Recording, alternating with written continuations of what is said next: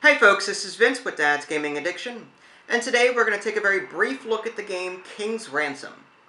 This game is for 2 players, ages 13 and up, and the average play time is about 15 minutes. Like chess, players in this game are going to be trying to checkmate each other by capturing the enemy king. Unlike chess, however, they're going to be using cards instead of a board. So with that said, let's just take a quick moment to look at the components and see how it's played.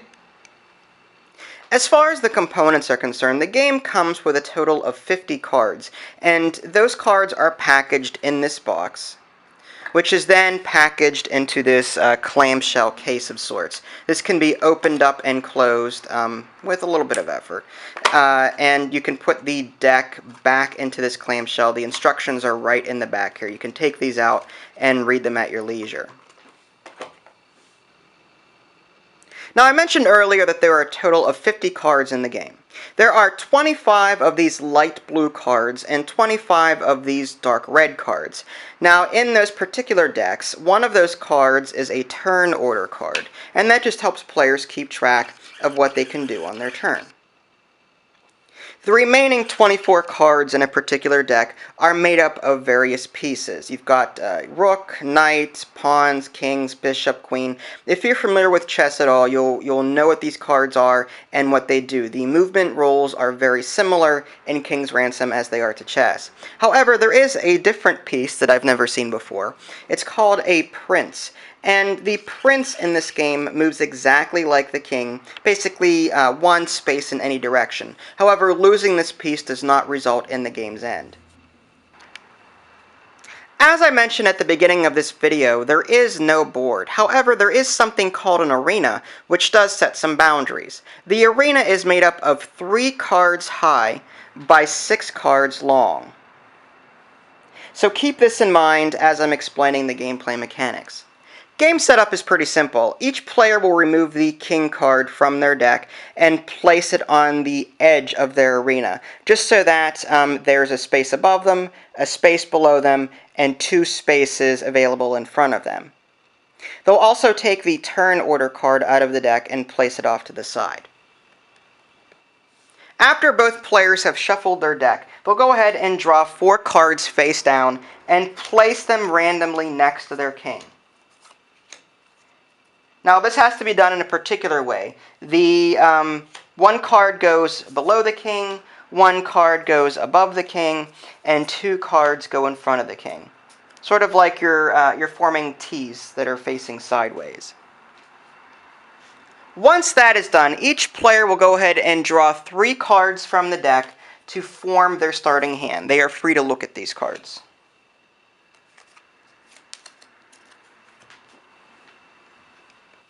Now, before I touch on the turn order, I just want to quickly point out that the arena is a little bit more visible at this point. You can clearly see there are empty spaces here and empty spaces here. It's important to point out that the 3 columns on the one side of the board will belong to one player, while the 3 columns on the other side of the board will belong to the other player. This will play an important part during the game as players attempt to place cards from their hand onto the board. Now, the game itself is broken up into a series of turns, with each player performing a specific number of actions on their turn. The very first thing that a player will do on their turn is flip face up one of their face down cards. And the game always starts with red, so I'll go ahead and flip this one over. This is the rook. The second thing that a player will do on their turn is move a face-up card. In this case, the player could possibly move their king if they wanted to, 1 space any direction. They could move the rook up, down, left, or right, as many spaces as they want, just like in chess. Now, you can capture a face-down card if you want to by moving over top of it. However, you don't know what the face-down card is going to be, so you may end up sacrificing a high-valued piece for a low-valued piece. So I'm not going to go ahead and do that. I'm just going to go ahead and move that piece over here. The third thing that a player will do on their turn is announce check if it's applicable. In this case, the enemy king is not in check, so that doesn't apply. Had this rook captured that piece over here, that face-down card, that rook would have been checking the enemy king. The fourth thing that a player will do on their turn is take a look at their hand and play a card face down. Let's just say that this player wants to place this bishop face down and we'll put that right here. Finally, the player will go ahead and draw a card from their deck and refresh their hand size back up to 3. Now there are just a few things I want to briefly touch on before I end the video.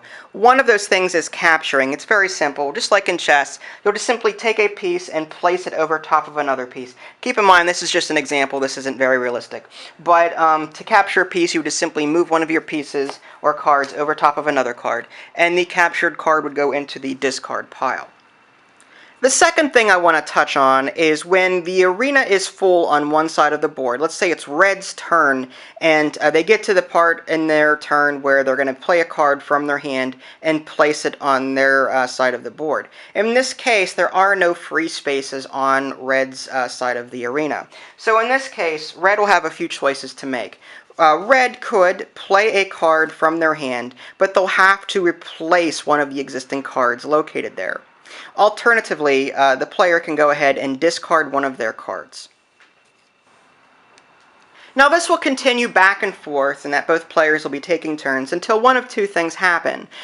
When the deck of cards runs out and the player's hand is depleted and the number of cards on the table have dwindled almost to nothing, if there aren't sufficient cards on the table to take out the enemy king or checkmate him, then that'll result in a stalemate or a draw. However, a checkmate can occur if one player manages to attack the enemy king, in which case they wouldn't be able to get out of that check on their next turn. That'll be a checkmate, and in this case, Red would win the game.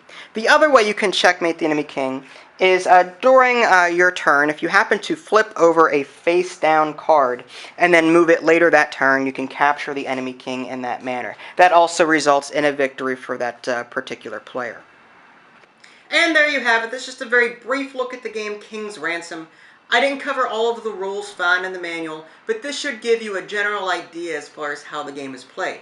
You can check out my review by clicking on the below link, or by heading to www.dadsgamingaddiction.com. This is Vince, thanks for watching, and I'll catch you next time.